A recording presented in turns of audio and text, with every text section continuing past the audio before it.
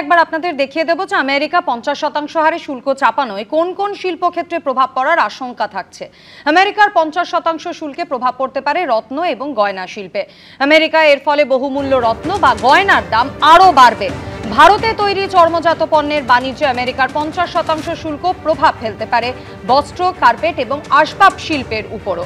আমেরিকার শুল্কের জেরে ভারতে উৎপাদিত এই সমস্ত পণ্যের দাম আমেরিকায় বেড়ে যাবে। আরও একবার আমরা কথা বলে নেব, অর্থনীতিবিদ শৈবাল কর আমাদের সঙ্গে রয়েছেন। শৈবাল বাবু, আরও একবার জানতে চাইব সামগ্রিকভাবে ভারতীয় অর্থনীতিতে এর প্রভাব কতটা পড়বে? দেখুন, একটা হচ্ছে যে ভারতের যে আন্তর্জাতিক পণ্যের বাজার, সেটা শুধু আমেরিকাতে নয়, এখন পূর্ব এশিয়ার দেশে, অস্ট্রেলিয়াতে, কানাডাতেও আমরা এবং ইউরোপের বহু দেশে, ইউরোপিয়ান ইউনিয়নে সামগ্রিকভাবে আমরা প্রচুর টাকার এক্সপোর্ট করি। কিন্তু আমেরিকাতে একটা বড় বাজার রয়েছে, কারণ যে ধরনের জিনিস আমেরিকাতে আমাদের চাহিদা সৃষ্টি করে আমাদের পণ্যের, সেগুলোর বাজারে রিপ্লেসমেন্ট পাওয়া কিন্তু খুব শক্ত, বিশেষ করে ফার্মাসিউটিক্যাল, ইলেকট্রনিক কম্পোনেন্টস।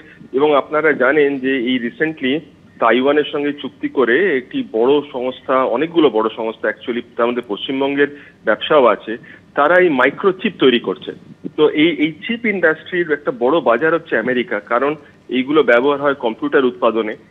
সেটা হয়তো চায়না ঘুরে কিংবা অন্য দেশ ঘুরে আমেরিকাতে যায়, কিন্তু আসল চাহিদাটা আমেরিকা থেকে আসে। ফলে এইগুলোর উপর চাহিদার উপর আঘাত করা মানেই হচ্ছে এই উৎপাদনগুলো এখানে বন্ধ হয়ে যাবে।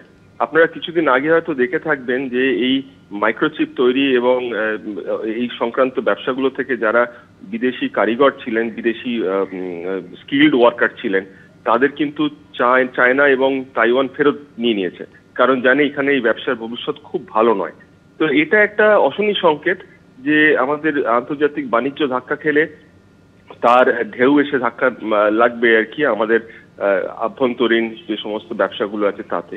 এবং যেটা বললাম যে এই অনুসারী শিল্প এবং শিল্পের সঙ্গে অন্য উৎপাদনের সংযোগ, এটা খুব গভীর একটা সম্পর্ক। এখন আমরা অর্থনীতির ভাষায় যাকে বলি ভ্যালু চেন, অর্থাৎ একটা থেকে আরেকটায় যাওয়া, এইটা সম্পূর্ণ চেহারা না দেখতে পেলে বোঝা খুব মুশকিল যে আর কি এর এফেক্ট পড়বে।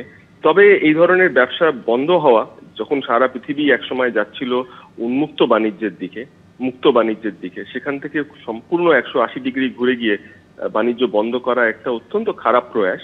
এবং আমেরিকার অভ্যন্তরের মানুষেরাও বলছেন যে এটা তাদের পক্ষেও ভালো নয়। কিন্তু এখন তো এটাই চলবে যতক্ষণ না ট্রাম্প অন্য কিছু ডিসাইড করেন। অনেক ধন্যবাদ শৈবাল বাবু আমাদের সঙ্গে কথা বলার জন্য।